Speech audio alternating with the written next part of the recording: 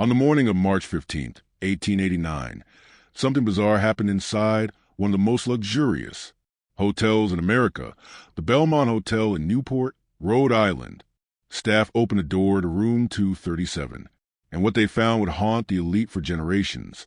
The room was untouched, silk curtains still drawn, champagne glasses still full on the marble table, a letter, half written, left behind with no name. But the woman who lived there? Gone. Disappeared into thin air.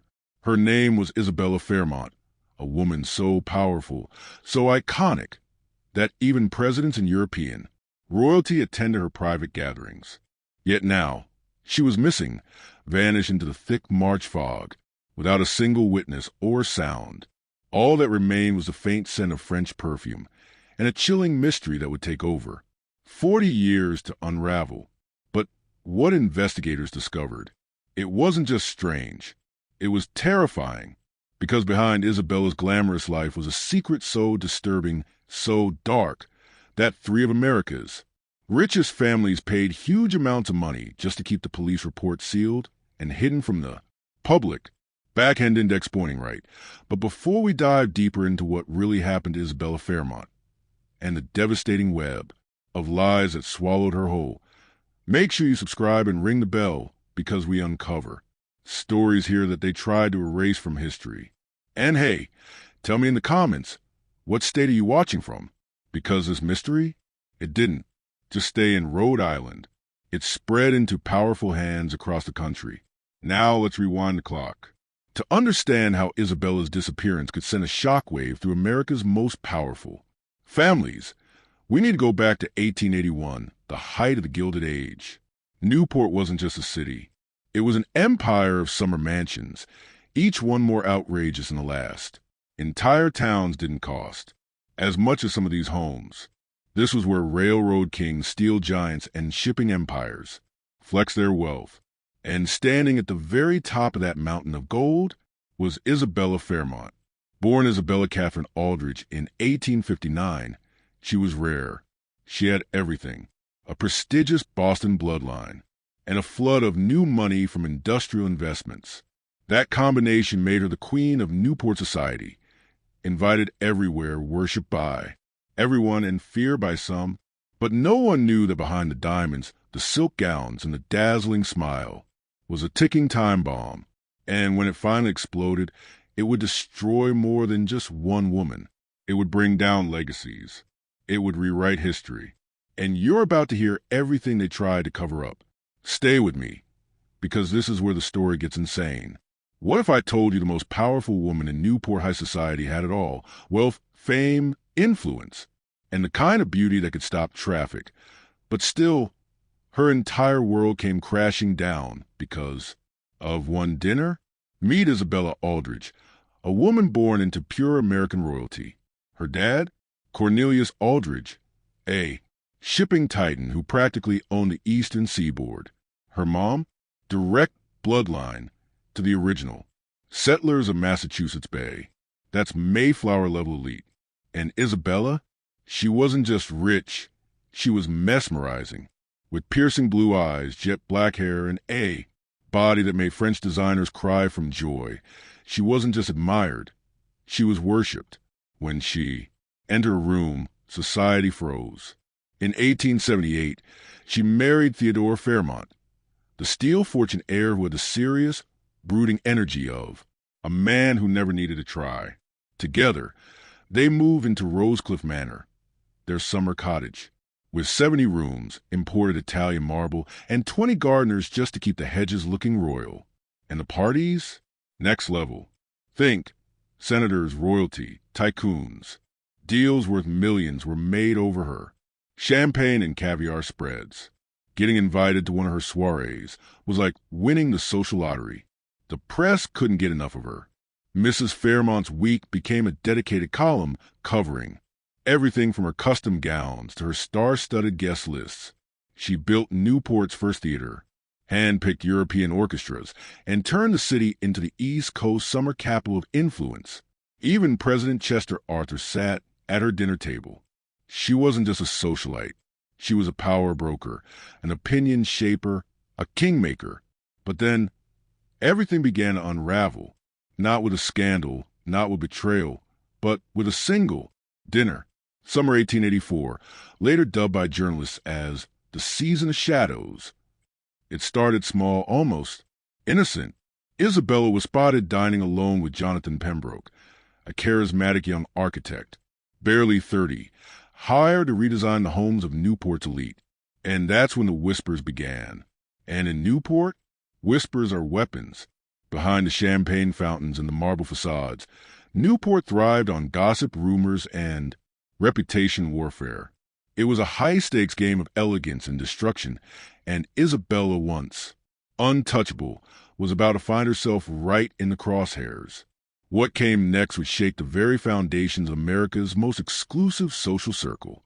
By the time the leaves in Newport began their slow, golden descent from the trees, Isabella Fairmont's name was no longer spoken with admiration. It was uttered with a blend of fascination and venom.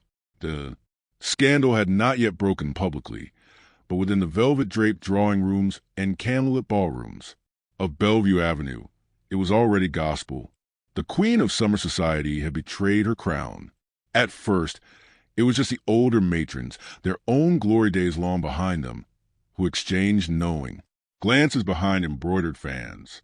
Then came the pointed silences at dinner parties, the sudden absence of invitations, the subtle but unmistakable shifts in seating arrangements.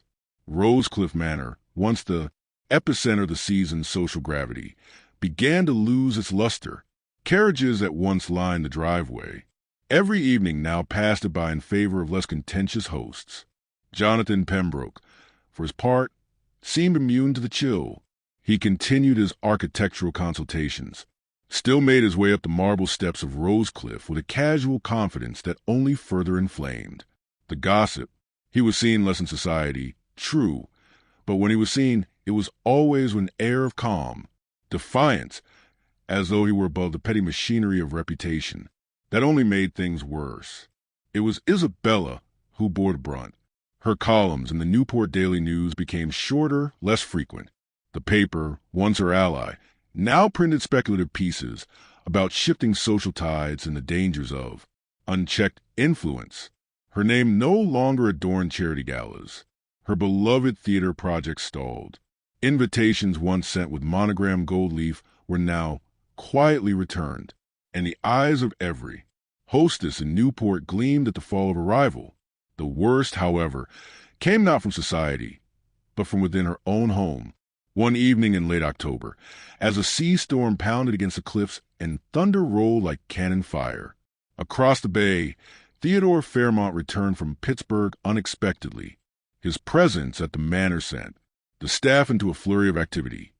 Fires were lit, silver polished, a supper hastily arranged. But none of it could soften the tension that filled the drawing room when Theodore entered and found Isabella standing, alone, gazing out at the darkened sea. There were no theatrics, no shouting, no thrown glasses or accusations. Only a single, quietly delivered question, is it true? And Isabella, dressed in sapphire silk that shimmered like the storm-tossed waves outside, turned to face her husband with the same dignity that had once commanded senators and kings. Her reply, simple and unadorned, sealed the fate of everything they had built together. Yes. Theodore said nothing more that night. He left the room, walked up the grand staircase, and did not come down again until morning. Within a week, Pembroke was gone from Newport, his commissions mysteriously canceled, his name erased from future plans. Isabella remained at Rosecliff, a ghost queen, in a gilded cage, her reputation in ruins, and though society would try to forget her, and Theodore would never speak her name again, Isabella Fairmont remained etched into the memory of Newport, not as a fallen woman, but as a symbol of how quickly the tide of fortune could turn, and how even queens once adored could be cast out into the cold. You won't believe how high society destroyed this woman, all over a kiss. She was once the queen of Newport's elite, draped in pearls, envied by every woman, desired by every man. But then everything collapsed. It all started with whispers. At first, harmless, maybe even innocent. But when Isabella was spotted walking into Pembroke's private studio on 10th Street, eyebrows were raised. Then came the casino sighting. The two of them, leaning close, heads tilted, whispering like co-conspirators. And the final blow? Mrs. Cornelius Vanderbilt's own maid claimed she saw them embrace passionately in a candlelit conservatory during a secret dinner party. Boom. That was it. Newport's high society, once her playground, turned on her like a pack of wolves. Invitations? Vanished. Friends? Distant. Her name? Scrubbed from guest lists, erased from the center of power. And while the rest of them whispered and retreated, Isabella? She didn't back down. She walked boldly, arm in arm with Pembroke, like she was daring the world to judge her. Some said she was drunk on love. Others said it wasn't love at all. It was obsession, a wildfire passion that blinded her completely. Then came October 12, 1884, the day the bomb dropped. The New York Herald, in big bold letters, Newport's fallen angel, a front-page exposé by the anonymous but infamous Observer. It wasn't just gossip. It was war. Details spilled out like venom. Secret meetings, hidden payments, and worst of all, the revelation that Pembroke wasn't just a charming architect. No, he was a con artist, a man drowning in gambling debt, who'd seduced rich women across cities like a pattern. And Isabella? She'd allegedly handed over huge sums of money. Worse, some of the Fairmont's prized artwork had been quietly sold off, piece by piece, to settle his debts. And when Theodore Fairmont, Isabella's husband, read the article, it didn't just break his heart. It shattered his world. Got industrialist just 2 years prior, and that woman had similarly liquidated family assets before vanishing from society. The pattern was undeniable, and it painted a portrait of a practiced manipulator who moved from city to city, targeting affluent women blinded by their own romantic idealism. Theodore's humiliation transformed into icy resolve. Legal proceedings were initiated under the quiet guidance of his lawyers, and a notice of separation was drafted, citing financial impropriety and moral betrayal. But before any formal steps could be taken publicly, Isabella vanished. On the morning of October 17th, the staff at Rosecliff Manor discovered her rooms had been emptied of all personal effects. Her lady's maid reported that Isabella had left in the night, boarding a private carriage, bound for New York. The note she left behind was short and devastating. Do not look for me. I have chosen a different kind of life. Let the world say what it will. Her departure sent shockwaves through the Fairmont estate. The society pages speculated wildly. Some claimed she had eloped with Pembroke to Paris. Others whispered she had gone mad and been institutionalized in secret. But no one could confirm her whereabouts, and neither Isabella nor Pembroke were seen in Newport again. Theodore retreated from public life, selling Rosecliff within a year and moving abroad under the pretense of poor health. The Fairmont name, once a fixture of American aristocracy, faded from the circles it once dominated. But in quiet corners of old libraries and between the dusty pages of Newport's archived society columns, the story lived on. Newport's fallen angel and the architect who had ensnared her heart. Decades later, an ensign painting appeared at a gallery in Lisbon. It depicted a woman standing at the edge of a cliff, her hair caught in the sea breeze, eyes gazing toward the horizon. The signature was a single, letter P. Some said it was Isabella. Others believed it was her ghost. But the mystery, like the scandal itself, remained an unfinished canvas, forever inviting speculation and never granting closure. This man was charming, dangerous, and he left a trail of broken hearts and vanished fortunes. Across America, a wealthy businessman was secretly receiving huge sums of money from elite women and then vanishing into thin air the moment the relationship got exposed. But hold on, it gets worse. In Richmond, a widow who inherited a tobacco empire fell for the same trap. A near-identical story, unfolded, same method, same ending, another vanished fortune. The man? now known only by the name Pembroke. An investigator compiled everything. The files were disturbing. This wasn't just romance. It was surgical manipulation. Pembroke was no ordinary con man. He was a professional predator who targeted wealthy, lonely women with laser precision. When Isabella's husband, Theodore, laid the evidence out in front of her, he expected rage, tears, shock. Instead, she defended Pembroke. She said he was different, that their love was real, that he wasn't like that with her. That moment shattered Theodore. He realized his wife wasn't just being used. She had fallen so deep, she couldn't tell what was real anymore. She had bought into Pembroke's illusion completely. By November 1884, the situation had exploded.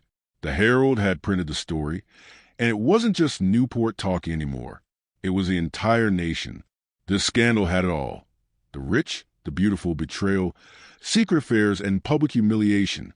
People weren't just reading the story, they were obsessed. So Theodore gave Isabella an ultimatum. Renounce Pembroke. Vanish from public life for a full year. No parties. No spending. No scandal. In return, he wouldn't divorce her. And together, they'd rebuild her image piece by piece through charity and control. Isabella's answer? She disappeared. For 3 full days. The city held its breath. Rumors exploded. Had she run off with Pembroke? Taken her own life? Then shock. Her maid found her alive, using a fake name, hiding in a cheap boarding house in Providence. When Theodore and his lawyers confronted her, they expected tears and surrender. But instead, Isabella dropped a bombshell. She said, "I can expose everyone." According to her, Newport's elite were rotten to the core, and she had the proof. Her affair with Pembroke, it had been more than passion. It had been access, and what he told her was terrifying. She claimed Pembroke's architectural work included building hidden rooms, secret passageways, and vaults inside the mansions of Newport's richest families. Why? Because those families were hiding things. Big things. Illegal dealings. Secret documents. Things that could destroy reputations. And Isabella, through Pembroke, knew it all. What started as a love affair was about to erupt into a full-blown war with America's wealthiest elite. Isabella Fairmont didn't just threaten to tell the truth. She threatened to torch the entire social empire of Newport's most powerful families. And what she claimed to know was absolutely insane. She said U.S. Senator William Blackstone had bribery records hidden, get this, behind a secret compartment in his fireplace. Then it gets crazier. She accused Charles Pianton, a titan of the railroad industry, of hiding forged land documents in a secret room underneath his wine cellar. And that's not all. She claimed she had evidence connecting 3 of the richest families in Newport to a steel price. Conspiracy, one that manipulated government contracts to their advantage. If even a fraction of what she said was true, the resulting investigation could shatter Gilded Age America's biggest fortunes overnight. Now Theodore's lawyers? They were stunned, terrified, and stuck in a corner. Because in the Gilded Age, everyone played close to the legal line. And Isabella's bombshell, even if exaggerated, could drag them all into the fire. So on November 20th, 1884, inside the private dining room of the Belmont Hotel, a secret meeting took place. 5 of Newport's most powerful families sent reps, and Isabella walked in like a queen ready for war. She laid out her demands like a pro. $100,000 in cold cash, all of Pembroke's debts erased, and guaranteed safe passage for both of them to Europe forever. In return, she would vanish, disappear from America, take her explosive secrets to the grave. The room froze. 6 hours. That's how long they debated. Tension, rage, fear, until finally, just before midnight, a deal was struck. But not exactly the deal Isabella expected. Yes, they agreed to pay. Yes, Pembroke's debts would be erased. But here's the twist. She and Pembroke had to leave separately. They were forbidden from seeing or contacting each other for 2 years. They had to sign legal documents promising never to return to the U.S. again. never to speak to anyone in Newport society again. Isabella paused. Everyone held their breath. And then she agreed, calm, cold, focused. But those who were in the room said something was off. Her usual fire was gone. She looked far away, as if she was dreaming, or saying goodbye to something more than a country. And when someone asked her, "Do you understand what you're giving up?" she just smiled and whispered, "Some sacrifices are worth making for love." On November 25th, a leather bag of cash was hand-delivered to her room. $100,000 in small, untraceable bills. Her ship ticket, confirmed for December 2nd, New York to Europe. The vessel, the Britannica. And Pembroke? He was supposed to take a separate ship 2 days later. But what happened next was something nobody could have predicted. Imagine planning the perfect escape from a scandal so massive it could destroy America's richest families. This is a real-life, high-stakes story of Isabella Fairmont, a woman with enough secrets to bring down senators, magnates, and steel barons. But just 1 day before her ship to freedom, she vanished forever. Let's rewind. It's November 20th, 1884, inside a secret, smoke-filled room at the Belmont Hotel. 5 of Newport's most powerful families are gathered, terrified. Why? Because Isabella Fairmont had evidence that could cause the entire Gilded Age elite to crash and burn. We're talking bribery behind a senator's fireplace, forged railroad documents buried beneath a wine cellar, and a conspiracy to manipulate steel prices during government contracts. She didn't just make claims, she had documents, names, locations. She was playing with a live grenade, and everyone in that room knew it. So, what did Isabella want in exchange for silence? $100,000 in cold, hard cash, her fiancé's debts paid, and safe passage for both of them to Europe, where they'd disappear forever. A 6-hour negotiation ensued, and by midnight, the deal was mostly done. But the families added one final twist. Isabella and her fiancé, Pembroke, would never see each other again. They'd leave on separate ships. No contact, no return, no communication. Ever. That was the price of silence. And Isabella agreed. But something was off. Witnesses say she wasn't the same. Distant, dreamy, like she was already saying goodbye. 5 days later, on November 25th, she received the money. Everything was set. Pembroke had already sailed. Her ship, the Britannica, was scheduled to leave on December 2nd, but Isabella never boarded. And what happened during those final 7 days is a mystery that's never been solved. She returned to Newport under her maiden name, symbolic, like she was erasing everything. Her marriage, the scandal, her entire past. She took a private suite at the Belmont Hotel. No visitors. Meals in, her room, writing dozens of letters to God knows who. Then she made an odd request, a private portrait session. Photographer Marcus Steinberg later said it was the most chilling of his career. She posed for 2 straight hours, changing outfits, angles, and lighting. She was calm, too calm, and in every photo, her eyes told a different story. They were filled with love, grief, and finality. When he offered to schedule a follow-up shoot after her trip, she smiled and said, "That won't be necessary." And she meant it, because the next day, the Britannica set sail, and Isabella Fairmont was never seen again. What happened to her? Did someone silence her to protect the elite? Did she fake her own death? Or did she choose a different fate, far more mysterious than exile? Her last photographs were discovered decades later, hidden in a box in a forgotten attic. In them, she looked serene, like someone who knew exactly what was coming, and had already made peace with it. This wasn't just a love story. It was a high-stakes game of power, money, and secrets. And Isabella, she played it to the end. What if I told you a woman vanished without a trace the night before she was supposed to board the most luxurious ship of her time, and no one has ever figured out why? December 1st, 1889, Isabella Fairmont. dressed in mystery and elegance, was about to make history by disappearing forever. That morning, she did something truly bizarre. She hired a private carriage, not for a ride, but for a farewell tour of her past.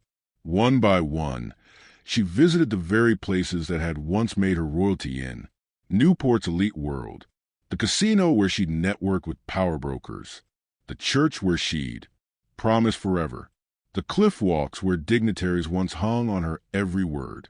The carriage driver, Thomas McGillicuddy, would later testify. She didn't speak much, but she stared at every place like it held her soul, like she was saying goodbye. That night, she returned to the Belmont Hotel. But this wasn't just another check-in. She requested a late dinner, and the hotel's night manager, Robert Sterling himself, delivered it. What he saw would haunt him forever. Isabella had changed into a deep blue silk gown, her jewelry glittering. Under gaslight, especially that ruby brooch, the one she was obsessively adjusting during her final photo shoot. Sterling offered to return the oversized tip she gave him, but she smiled and said, "Generosity is one of the few privileges money gives. I want to use it, while I still can." Chills, right? At exactly 11:30 p.m., the final confirmed sighting occurred. William Chun, the young night clerk, saw her gliding down the grand staircase. Calm, focused, clutching a small leather valise. He offered help with transportation, but she politely declined. "I already made arrangements," she said, and vanished into the cold, fog-drenched night. Within seconds, the swirling mist from the harbor swallowed her completely. She never boarded the Britannica. She never checked in anywhere else. She never returned. And that's when panic hit. The next morning, her husband, Theodore Fairmont, sounded the alarm. The police rushed in. But what they uncovered wasn't just a disappearance. It was an unraveling of secrets so deep, so disturbing it would baffle investigators for decades. And trust me, we're just getting started. You won't believe how one woman's final night turned into one of America's greatest mysteries. It all started when Isabella Fairmont, once the queen of Newport's high society, did something no one expected. She hired a private carriage, but not to go shopping or attend a gala. No, she spent the entire day revisiting places tied to her past, like she was saying goodbye. The casino, where she once danced with the elite. Trinity Church, where she vowed her life in marriage.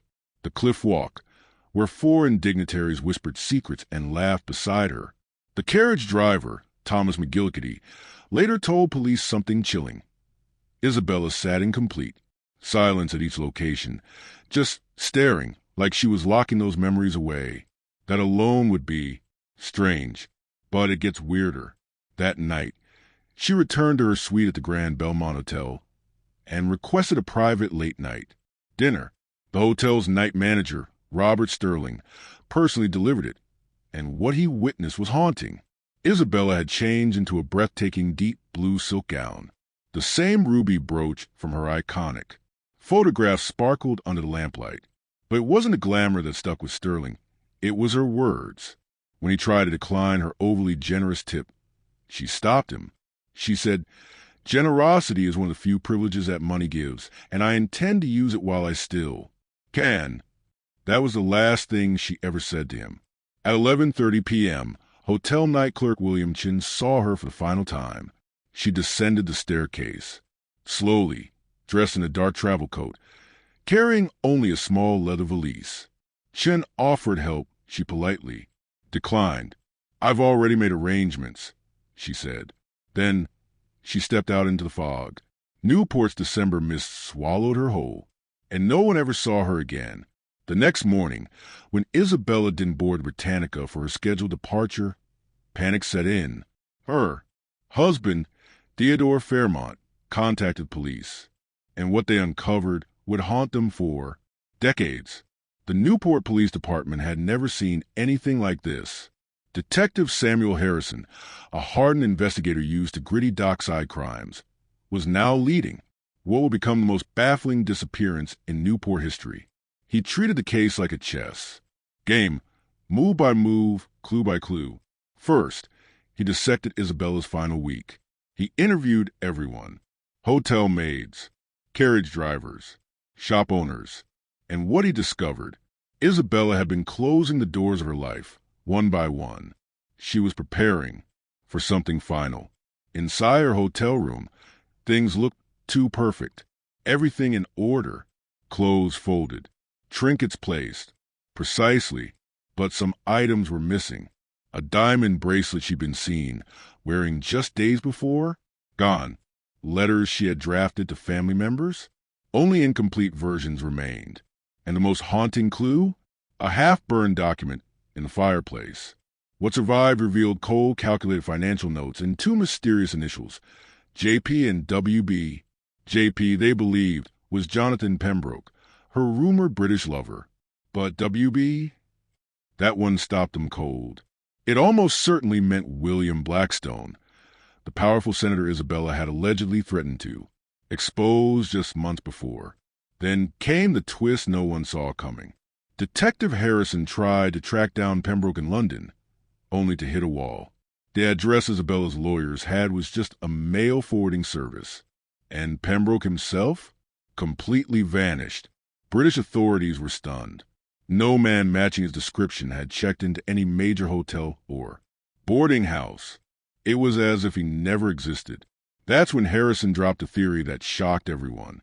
What if Pembroke was never real? Or worse, what if he never left America at all? Steamship records showed someone with his name booked passage to Europe, but whether he ever got on that ship was another mystery entirely. And the story was just getting started. This wasn't just another missing person case. This was Isabella Fairmont, the socialite who vanished into thin air in 1889. And what detectives uncovered was darker than anyone expected. Enter Chief Detective Samuel Harrison, a no-nonsense investigator who had taken down waterfront gangs and solved messy domestic crimes. But this was different.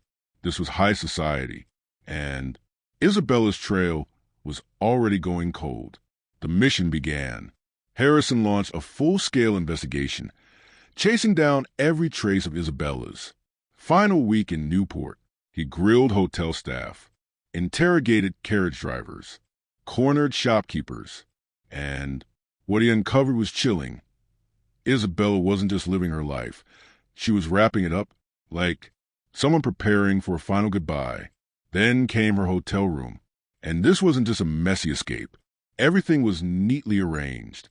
Her clothes folded, her belongings perfectly in place. But something was missing: valuable jewelry, including a diamond bracelet witnesses swore they'd seen her wearing. Gone. Even stranger, letters half-written like farewell notes. But the final copies? Nowhere. And in the fireplace, a partially burned document. Names, numbers, cryptic calculations. Two initials stood out: JP and WB. JP was obvious: Jonathan Pembroke, her secret lover. But WB? It took time, but when it clicked, it hit like a hammer. William Blackstone, the senator Isabella had threatened to expose. Things exploded when Harrison tried to contact Pembroke. The London address? A mail drop. A dead end. British officials confirmed it. No Jonathan Pembroke had checked in anywhere in London. The man had vanished just like Isabella. The plot twisted again. Harrison discovered something chilling. The man who called himself Pembroke had booked a ticket to London. But get this, he never boarded the ship. Diving deeper into Pembroke's past, Harrison uncovered a dark pattern. Sure, his architecture projects were real, but he'd ghosted cities before, leaving unpaid debts and abandoned buildings behind. And in every city, he left behind wealthy women, mysteriously connected and eerily familiar stories. Then came the shocker. Investigators went through the mansions he worked on, and what they found: hidden rooms, secret passageways, just like Isabella had described in her private letters. And the kicker? These modifications were made months before their relationship became public. This wasn't romance. This was a setup, a trap, planned, calculated, cold, But just when the case seemed to hit a wall, an unexpected knock at Harrison's door changed everything. An elderly seamstress named Mrs. Margaret Winter stepped forward. Quiet, nervous, desperate to remain anonymous. But she had a story, and it could blow the whole case wide open. She claimed she'd been working late in the sewing room at the Peton mansion the night Isabella vanished. It was cold, quiet. Then she heard voices. Curious, she peeked out a window. What she saw, Isabella Fairmont, with two men. The mood was tense. Isabella was arguing, gesturing, wildly. The men, silent, watching her. Then a handoff. One man gave Isabella a package. Moments later, she got into a closed carriage and disappeared into the night. That was the last anyone saw her. Mrs. Winter's account was both haunting and incomplete. She couldn't describe the men's faces. She didn't know what was in the package. But one thing was clear. Isabella Fairmont didn't just vanish. She was silenced. Hold on. You're about to hear how one ruby brooch. Yes, a brooch blew open a cover-up so massive, it nearly vanished from history. So far, everyone was writing off the witness. She wasn't trusted. She'd been fired before for gossiping. And her statement? Weak. She claimed she saw two men with Isabella the night she vanished. But lighting was poor. Her view blocked. It was all falling apart. Until she said one thing. A detail so specific, so impossible to know unless you were there, it made time freeze in that police office. She said, her ruby brooch. It caught the moonlight in a strange, glimmering flash. That brooch? The hotel staff had also mentioned it, but only someone who saw Isabella up close would have caught how it sparkled under moonlight. Suddenly, her entire testimony flipped from unreliable gossip to crucial evidence. And just when you think the case couldn't get darker, it does. Detective Harrison stumbled into something that wasn't just a scandal. It was a web of financial deception, forged identities, and a plan so twisted it could have been scripted for a gothic horror film. Because here's where things go from suspicious to horrifying. The 5 families who had pushed Isabella into exile, they wired $100,000, meant to send her to Europe for a quiet life, to a bank in New York. The account name?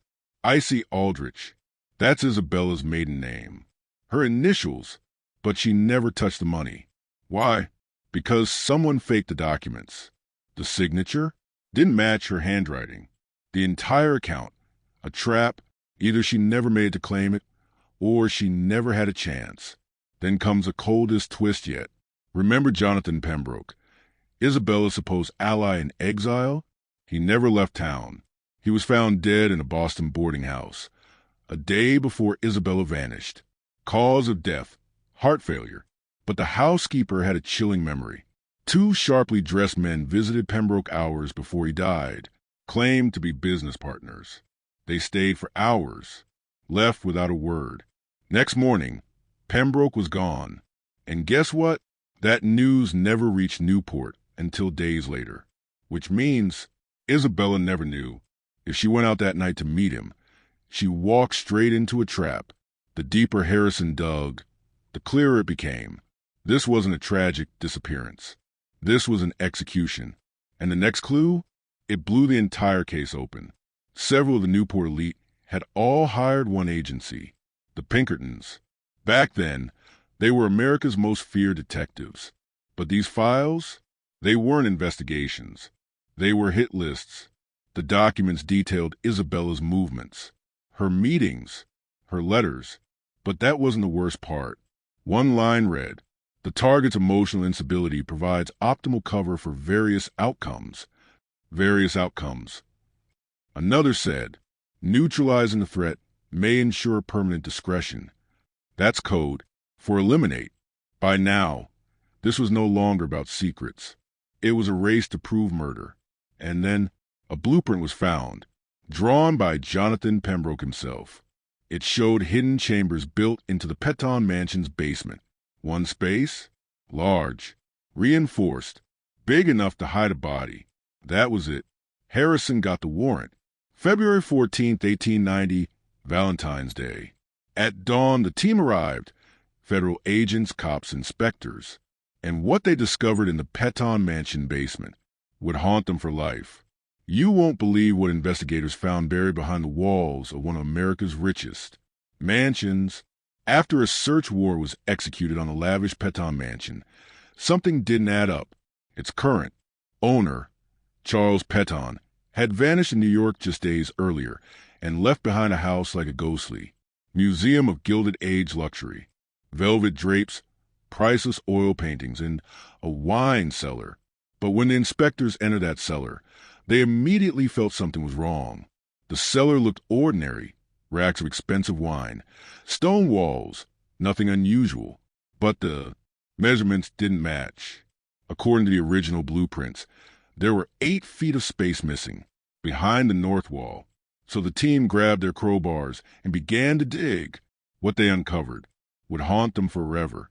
Behind the false stone wall was a hidden chamber, 10 feet by 10 feet, 8 feet tall, lined entirely with lead sheeting, designed to muffle any sound from escaping. It was a room built to hide something or someone, and in the far corner of that room, they found her, Isabella Fairmont, wrapped in what used to be an elegant silk evening cloak, her ruby brooch still pinned to the tattered fabric, the same brooch the hotel staff and photographer Marcus Steinberg had described. She'd been missing for 2 months, but now she had been found. And the truth was even more horrifying than anyone expected. The autopsy revealed she died from chloral hydrate poisoning, a silent killer, nearly undetectable, slipped into her champagne. A crystal glass sat beside her, the poison's delivery. But here's the chilling twist. Isabella hadn't died immediately. There were scratch marks on the lead-lined walls, desperate, terrified clawing. She had been conscious, trapped and trying to escape, before the poison fully took over. And clutched in her lifeless hand was a note, barely legible, torn, faded, but its words pointed accusations, names, people, a message from the grave. That moment turned this from a missing persons case into a murder investigation that would shake the foundations of Newport's elite, because the evidence didn't just point to a killer, it pointed to a conspiracy, one involving the richest, most powerful families in America. Right after the arrest warrant dropped, Charles Peton vanished. Poof, straight to New York. But what he left behind, that mansion, it was like walking into a frozen time capsule of the Gilded Age, polished, floors, untouched wine racks, and a chilling silence that seemed to whisper, something isn't right. The investigators didn't just glance around. They measured, and boom, a problem. The wine cellar was supposed to be one size, but it wasn't. 8 feet, 8 unaccounted for feet, behind the north wall, like a ghost space that didn't belong. So what do you do when the blueprints lie? You dig, picks, crowbars, stone, dust flying. And behind that stone wall, a chamber, 10 feet by 10, lined in lead, not for temperature, but to silence screams. And in that silence, they found her. Isabella Fairmont, gone for 2 months, presumed missing, was there the whole time, curled in the corner, still wrapped in what had once been an elegant silk cloak. And that ruby brooch, still shining faintly, just like the night she disappeared. The coroner confirmed the nightmare, chloral hydrate poisoning, slipped into champagne. Classy, quiet, deadly. But that's not the worst part. She didn't die immediately. There were scratch marks on the walls. She tried to escape. She fought in silence in the dark. And in her trembling hand, a partially written note, accusing someone. But time, damp, and death had eaten most of the words. This wasn't a disappearance anymore. It was a murder, planned, precise, and covered up by people with power, real power, the kind that builds cities and buries secrets. And the detective's reconstruction? It blew the case wide open. The exile agreement? A total lie. A smokescreen to buy time. The men who picked her up that night? Not handlers. They were Pinkerton agents, working for the elites. And they didn't take her to Europe. They took her to her grave. Drugged, locked, abandoned. That soundproof chamber wasn't about preserving wine. It was an execution room, dressed in marble and gold. And it didn't end with Isabella. Jonathan Pembroke, the mansion's architect, he had secrets too. He knew about the hidden rooms. He knew what they were built for. So they took him out, a day before Isabella. Quietly. No warning. No headlines. It was a house of cards collapsing in slow motion. But here's the kicker. They almost got away with it. After Isabella's body was found, the arrests came fast. Charles Peton, William Blackton, 3 others, powerful names. Even the Pinkerton agents were cuffed. The country gasped. High society panicked. But then the strangest thing happened. The case started falling apart. Witnesses suddenly confused. Their memories foggy. Mrs. Margaret Winthrop claimed she was mistaken. Critical evidence vanished right out of the police vault. And the Pinkerton files destroyed in a fire in the Boston office. Total loss. Coincidence? Not a chance. The federal team, once charging ahead, started getting blocked. Red tape delays, jurisdiction battles. It felt orchestrated, like someone somewhere wanted it buried. This wasn't just murder anymore. This was cover-up corruption and power protecting power, all wrapped in one of the darkest mysteries America had ever seen. This wasn't just a cover-up. It was a perfectly orchestrated execution. Detective Harrison's timeline of events exposed a chilling plot. Isabella Fairmont hadn't vanished by chance. She was lured, drugged, and left to die in a room built specifically to erase her. Those 2 men she met the night of December 1st, they weren't diplomats. They were Pinkerton agents, hired mercenaries working for Newport's elite. And the so-called exile plan to Europe? A complete lie. It was a baited hook. And Isabella took it. She was brought to the Peton mansion under the illusion of preparing for departure. But instead of a ticket to Europe, she got a dose of poison, a locked iron door, and a slow, silent death in a soundproof vault. That lead lining in the walls? Not for documents. It was for muffling screams. And as if that weren't horrifying enough, the very next day, architect Jonathan Pembroke mysteriously died. Why? Because he knew too much. He had designed those secret chambers. He had seen the blueprints. If Isabella had lived just one more day, she would have known. But they planned it. Precisely. Kill the witness. Then kill the whistleblower. But once Isabella's body was found, the entire foundation of high society began to quake. Arrests followed like thunderclaps. Charles Peton, William Blackton, 3 more Newport elites, and the 2 Pinkerton agents charged with first-degree murder. Headlines exploded. Society gasped. It looked like justice was coming until it wasn't. Suddenly, everything started falling apart. Key witnesses, like Margaret Winthrop, who once swore under oath, now claimed they were confused. Evidence vanished from police storage.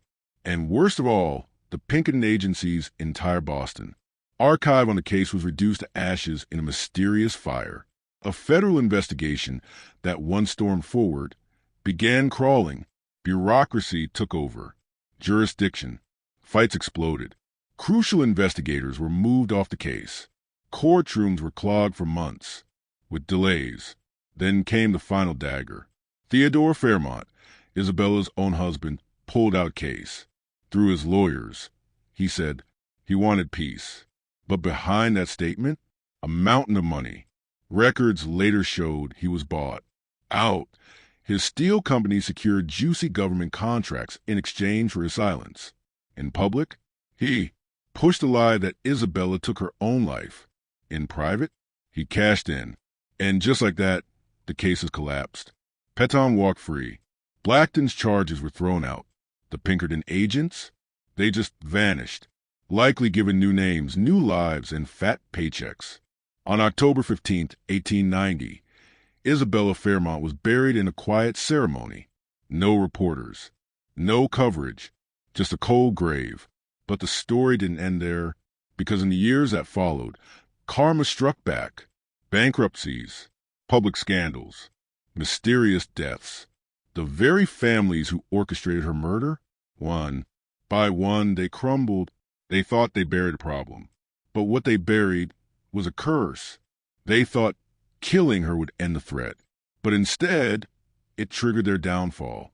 The secrets Isabella Fairmont threatened to reveal didn't just survive her. They ignited a storm that consumed everyone involved in her murder. Charles Pemberton, the man in whose basement Isabella died screaming behind iron walls, began to unravel. Friends whispered about his growing paranoia. Servants were fired. Mirrors were covered. He was convinced that Isabella's ghost was inside the mansion, watching, whispering, waiting. He abandoned his Newport estate for New York, but peace never came. Then the hammer dropped. Federal agents, completely separate from the murder case, uncovered Pemberton's dirty empire. Fraudulent government contracts, bid rigging, price manipulation. Every shady deal Isabella had tried to expose was now laid bare. By 1895, his empire was crumbling. Peton Steel faced bankruptcy and charges of federal fraud. The same hidden documents Isabella warned about, found, admitted into court. Every accusation, proven true. Pemberton died in 1897, found alone in his mansion. A gun nearby, a note burned halfway. The coroner called a heart failure, but everyone knew it was the ghost of what he did, and it didn't stop there. Senator William Blackstone, the political juggernaut, was next. In 1892, while investigating an unrelated corruption case, federal agents cracked open his fireplace in the library, and behind it, everything Isabella said was there. Stacks of documents, proof of vote-selling, railroad bribes, and Senate corruption at the highest levels. Blackstone was kicked out of the Senate in shame. His mansion sold. His fortune gobbled up by lawsuits and restitution. By 1899, the once powerful senator was dead and forgotten, buried in a pauper's grave. Next to fall, Thomas Hartwell, the railroad magnate. In 1896, a federal commission uncovered a massive price-fixing scheme, the very same scam Isabella threatened to expose before she died. The day the news broke, Hartwell locked himself in his study. Hours later, his butler found him. A single gunshot. A nation horrified. The headline? Rail King dies in shame, justice from the grave. But Isabella's revenge wasn't done. Robert Sterling, the young banking heir with a golden smile, lost everything in the panic of 1893. Why? Because the illegal lending he was hiding, the same files Isabella had, made his bank the weakest link when the economy crashed. Sterling lost his bank, then his home, then his mind. By 1894, he was living in a boarding house. By 1895, he vanished completely. And finally, the Pinkertons, the feared agency that had executed Isabella's murder. Once untouchable, now under the federal microscope, agents were subpoenaed, files were seized, whistleblowers emerged, and in 1898, Congress launched a full investigation into Pinkerton's secret contracts, black ops, missions, and extrajudicial executions. Isabella's name wasn't spoken aloud in those hearings, but her shadow, it haunted every page.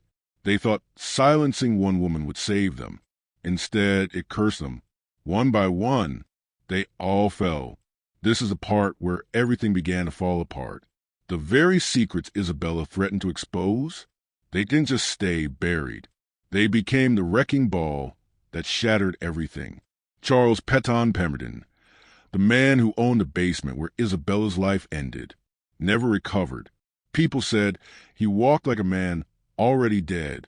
Friends, staff, even distant family members said he became paranoid, unstable, haunted.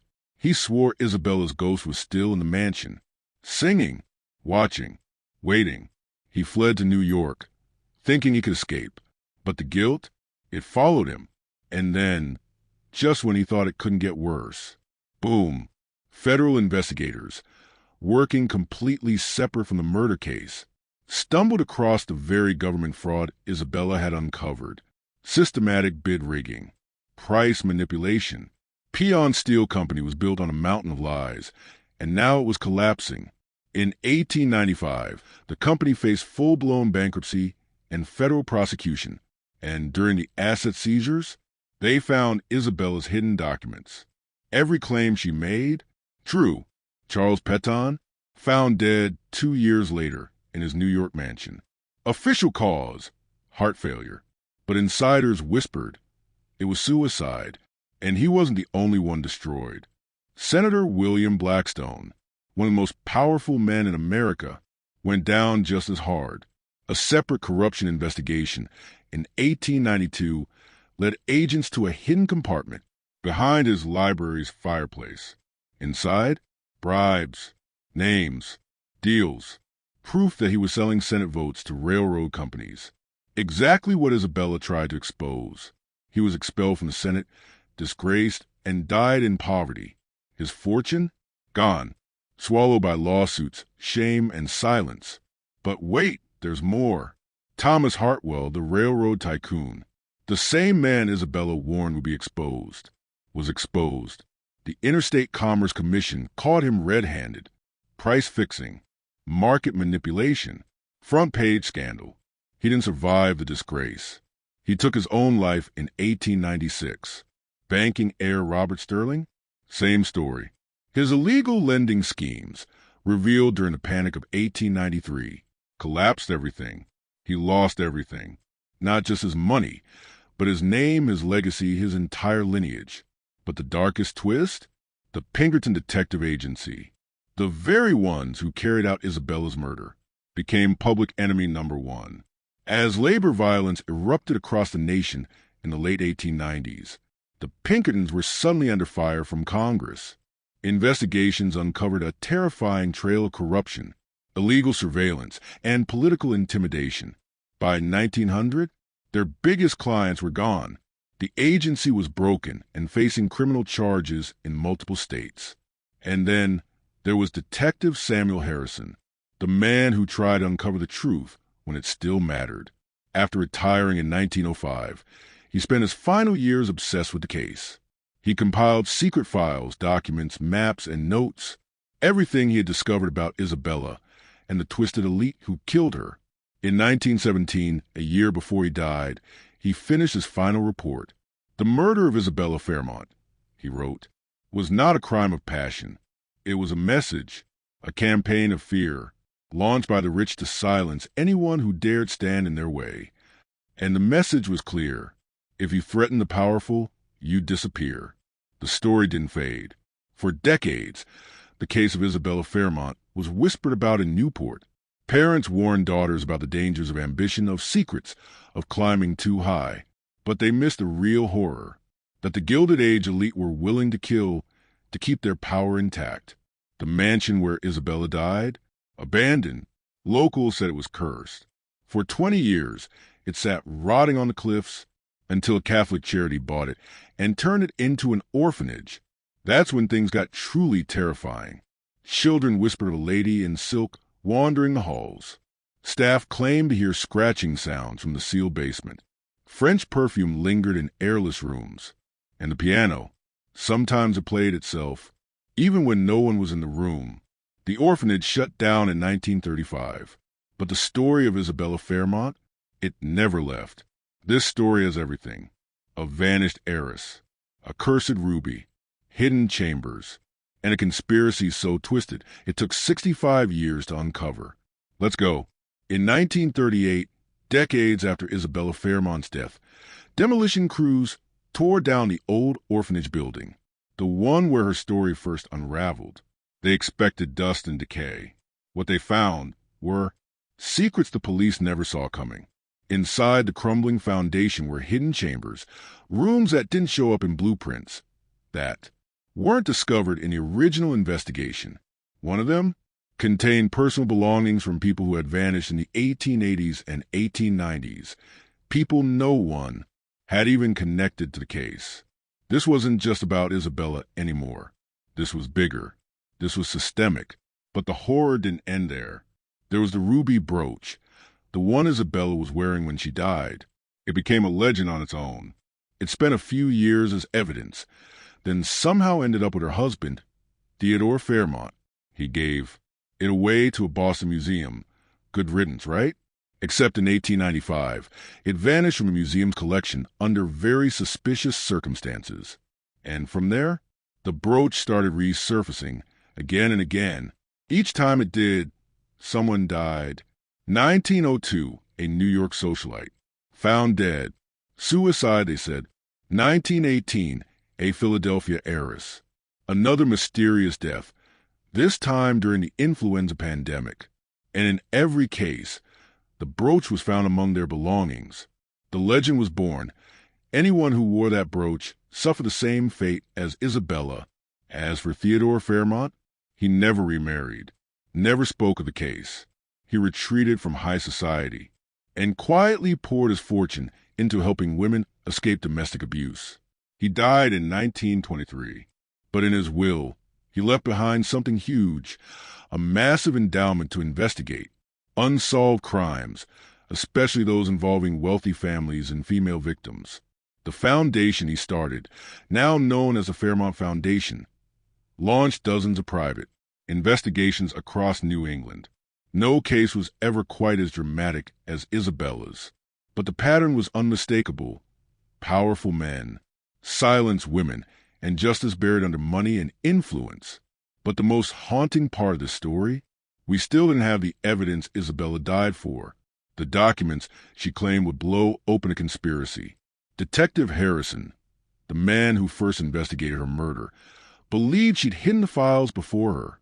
Meeting with the Pinkertons, he spent years searching. He died, never finding them. Then came 1954. Workers renovating the historic Belmont Hotel made a shocking discovery behind a loose brick in A basement storage room. A sealed envelope, marked with her initials, dated November 30th, 1889. Inside, the missing files, handwritten notes, financial records, letters, architectural blueprints, showing secret passageways in over a dozen Newport mansions. Isabella had been right about everything. This was more than a Newport cover-up. This was a multi-state conspiracy. Judges, businessmen, even politicians were implicated. But it was too late. Everyone involved was long dead. The statute of limitations expired. Still, the truth had finally surfaced. The hotel turned over the documents to the Newport Historical Society, where they now sit in a permanent exhibit on the Gilded Age's darkest secrets. Visitors describe strange things when they come too close. A cold presence, the scent of perfume, soft weeping, a feeling of being watched. Room 237, the room Isabella stayed in before she died, was eventually shut down and converted to storage. But even today, staff refuse to go near it after dark. The final chapter of Isabella Fairmont's legacy came in 1979, when historian Dr. Margaret Steinberg released a definitive book on the case. The Newport Murders, Wealth, Power, and Justice in Gilded Age America. It exploded. Bestseller lists, national coverage. And suddenly, everyone was asking the same question. How many other Isabella Fairmonts were out there, silenced, buried, and forgotten? And how many more are still waiting for someone to dig up the truth? She was rich. She was powerful. And one night, she vanished. But what really happened to Isabella Fairmont wasn't just a tragedy. It was a warning, a message from the dark heart of America's elite, a secret so dangerous they killed to protect it. As America descended into chaos during the 1890s, labor riots, corruption scandals, cities on fire, a single name kept surfacing behind closed doors: Isabella Fairmont. She wasn't just another high society figure.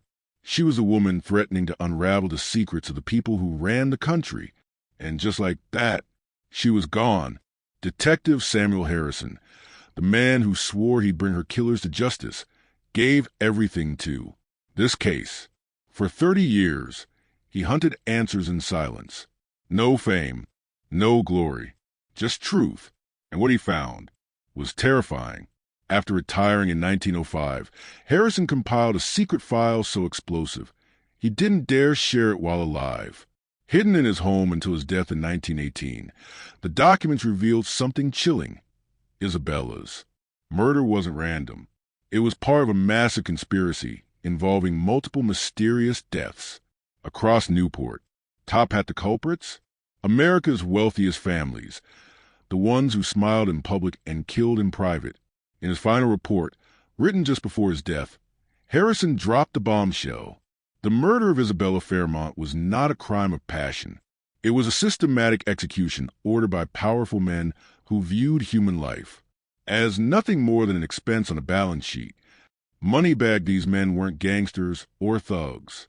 They wore suits, ran banks, hosted charity balls, and destroyed anyone who got in their way. And the message?